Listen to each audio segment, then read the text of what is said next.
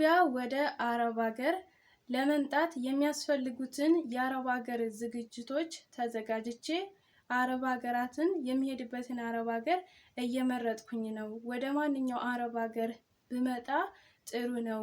እንዲሁም ከኢትዮጵያ ወደ አረብ ሀገር ኢትዮጵያ ላይ የምንጠቀመው ስልክ ቢኖረን ይዘን ብንመጣ አሰሪዎች ያስጠቅሙናል ወይ ተብዬ ስለተጠየቅኩኝ ይህን ጥያቄ ለአንድ ሰው በውስጥ ከመመለስ ለሁሉም ከኢትዮጵያ ወደዚህ ወደ አረብ ሀገር ለመምጣት ዝግጅት ላይ ላሉ እህቶቼ ይጠቅማል ብዬ ስላሰብኩ ነው። ሁላችሁም ይህን ቪዲዮ ሼር እያደረጋችሁ ለብዙ ወገኖቼ ተደራሽ አድርጉላቸው። ሰላም ጤና ይስጥልኝ። ውድና የተከበራችሁ የሸዋሌ ቲዩብ ቤተሰቦች እንዴት ናችሁ? እኔ እግዚአብሔር ይመስገን በጣም ደህና ነኝ። የኔ ሰላም ይበዛ፣ የእናንተም ሰላም በያላችሁበት ቦታ ብዙ ትርፍርፍ ይበልልኝ። እንደተለመደው ለዚህ ቻናል አዳዲስ ከሆናችሁ ሰብስክራይብ ማድረጋችሁ እንዳትረሱ፣ እንዲሁም ነባሮቹም ላይክ፣ ሼር እንዲሁም አስተያየታችሁን ኮሜንት ሴክሽኑ ላይ ያስቀመጣችሁ አበረታቱ ማለት ነው። ዛሬም በአዲስ ቪዲዮ መጥቼላችኋለሁ። የዛሬ ቪዲዮ ከመግቢያ ላይ እንደሰማችሁትኝ ይህ ጥያቄ በውስጥ ነው የተጠየቅኩትኝ እና ይህን ቪዲዮ በቪዲዮ ብሰራ በቻናሌ ብሰራ ለብዙዎች እህቶቼ ይጠቅማል ብዬ ስላሰብኩ ነው ማለት ነው። ይህን ቪዲዮ ምሰራላችሁ ደግሞም የሚጠቅም ነገር ነው። እሱ ምንድነው እንግዲህ ከኢትዮጵያ ወደ አረብ ሀገር ስንመጣ የትኛው አረብ ሀገር ይሻላል፣ የት ብንሄድ ነው እያልን እናማርጣለን። እንደገና ደግሞ ዝግጅት እናደርጋለን። አሁን ላይ ደግሞ የመጀመሪያ ዝግጅት እያደረጉ ያሉ ብዙ እህቶቻችን በተለይ አዳዲሶች ሲኦሲ ይማራሉ።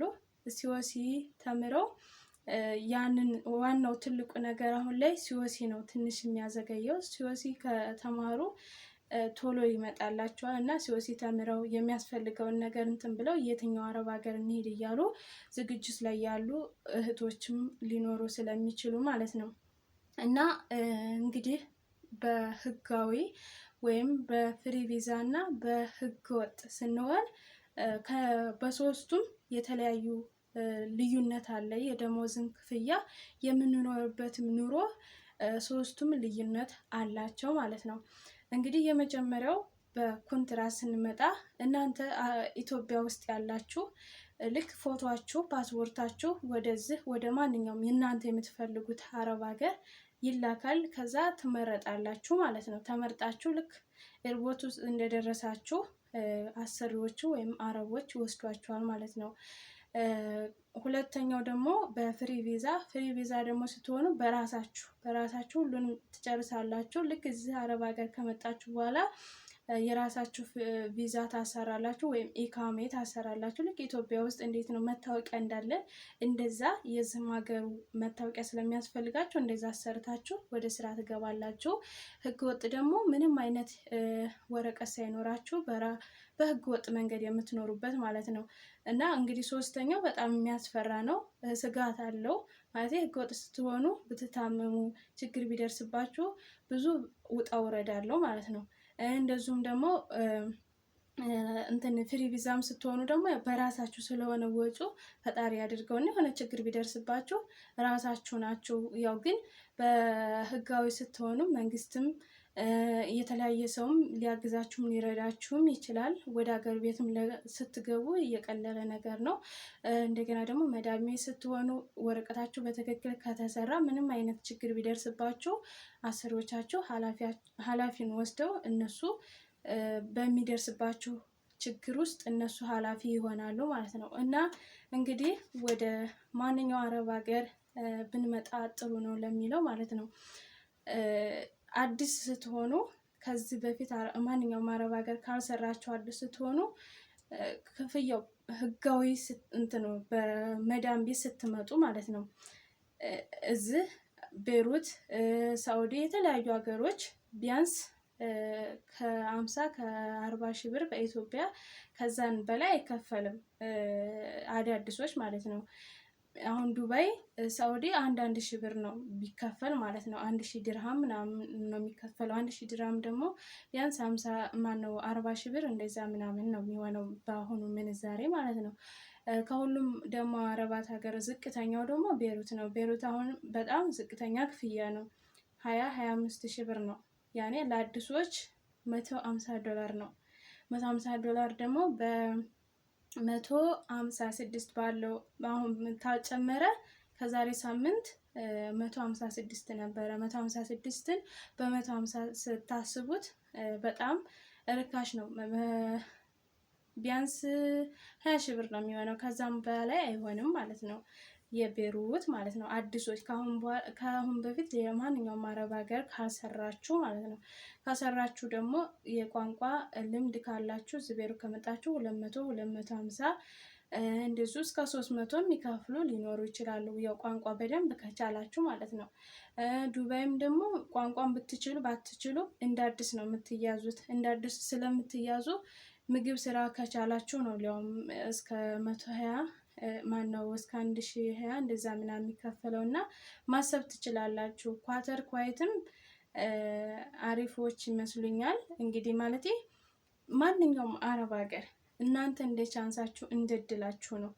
ቤሩት ከመጣችሁ ጥሩ ሰው ካጋጠማችሁ ሊጨምሩላችሁም ይችላሉ። ኳተርም ኩዌትም ዱባይም የማንኛውም አረብ ሀገር እናንተ እግዚአብሔር በቃ ጥሩ ቤት ያጋጥማችሁ። ታጋጠማችሁ በቃ ገንዘባችሁ ራሱ በሰላማዊ እናንተ በሰላም መንፈሳችሁ ተረጋግቶ በደንብ ስራችሁን እየሰራችሁ ከሰዎቹ ግጭት ከሌላችሁ ሰዎቹ ጥሩ ከሆኑ በቃ ገንዘባችሁን በስነ ስርዓት ይቀመጣል። የምሰሩትም ነገር ደስ ደስ እያላችሁ ጊዜውም ያልፍላችሁ ይችላል። ግን አሁን እንዴት ነው የማንኛው አረብ ሀገር ነው ሰዎቹ ጥሩ ናቸው የሚባሉት ለሚለው ማንኛውም አረብ ሀገር ነው። በቃ ከሀገር ስትወጡ ሌላ ሀገር ነው። በቃ እንደዛ መጀመሪያ እናንተ ከሀገር ስትወጡ በቃ እኛ ወደ ሰው ሀገር ነው የምንሄድ። ምክንያቱም አሁን እንዴት ነው ሰው ቤት ድግስ ተጠርታችሁ ሄዳችሁ በልታችሁ ጠጥታችሁ ትመለሳላችሁ ወደ ቤታችሁ። ልክ እንደዛ አይነት ነው የሰው ሀገርም ማለት ነው። ማለቴ ከጊዜ ብዛት ጥላችሁት ያንን ሀገር ወደ ሀገራችሁ የምትመለሱበት በልታችሁ ጠጥታችሁ። እዚህም አረብ ሀገር መታችሁ የምትፈልጉትን ያክል ሰርታችሁ ወደ ሀገር ትመለሳላችሁ አይደለም። ድግስም ቤት ሄዳችሁ የምትፈልጉትን በልታችሁ ጠጥታችሁ የመጣችሁበትን ጥሪ ያደርሳችሁ ወደ ቤታችሁ የምትመለሱበት ልክ እንደዚህ አይነት ነው ስደትም ማለት ነው። እና ስደት ፈተናም አለው፣ ሲቃይም አለው፣ ጥሩ ሰውም አለው፣ መጥፎ ሰውም አለው።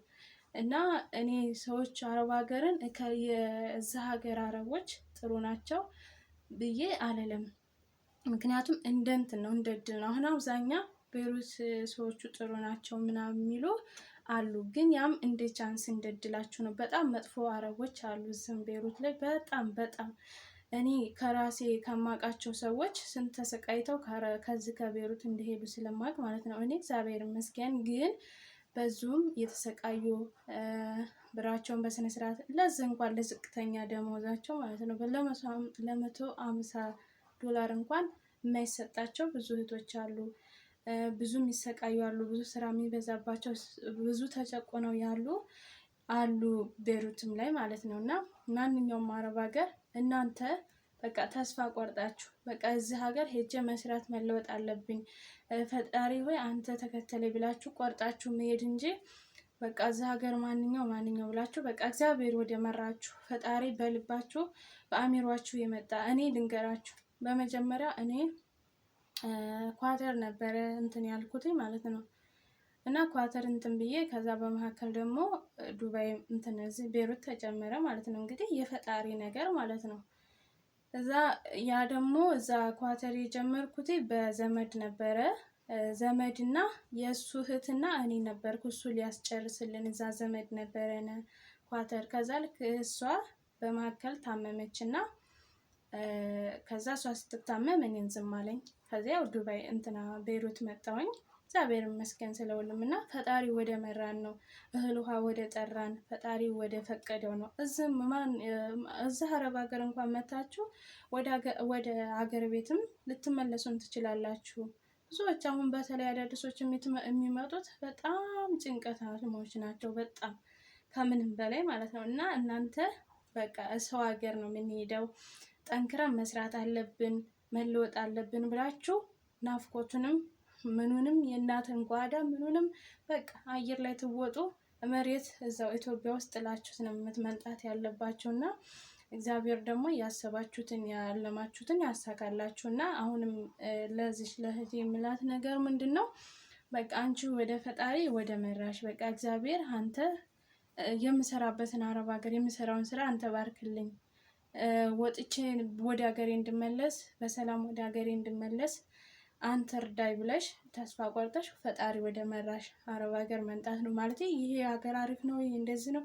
ሄዳችሁ ራሱ ችግር ሊደርስባችሁ ይችላል። ሄዳችሁ ራሱ እናንተ እዛ ኢትዮጵያ ውስጥ ሆናችሁ እንዴት ወራላችሁ ላታገኙት ትችላላችሁ። እና ፈጣሪ ወደ መራችሁ ሄዱ። እኔ ከሌ የዚህ ሀገር አረብ ሀገር ጥሩ ነው የዚህ ነው እንደዚህ ነው ብዬ መናገር አልችልም። ምክንያቱም በየሁሉም ሀገር አረብ ሀገር እንትን ስንኖር የተለያየ ችግር ስለሚያጋጥመን ማለት ነው። እና ይሄን ይመስላል የዛሬ ቪዲዮ። እንግዲህ ቪዲዮን ከወደዳችሁት ሼር ላይክ አድርጋችሁ ለብዙዎች ተደራሽ አድርጉልኝ ማለት ነው። አዲስ ቪዲዮ እስከምንገናኝ መልካም ጊዜ መልካም ቆይታ ይሆንላችሁ። ሁላችሁንም እወዳችኋለሁ። ባይ ባይ።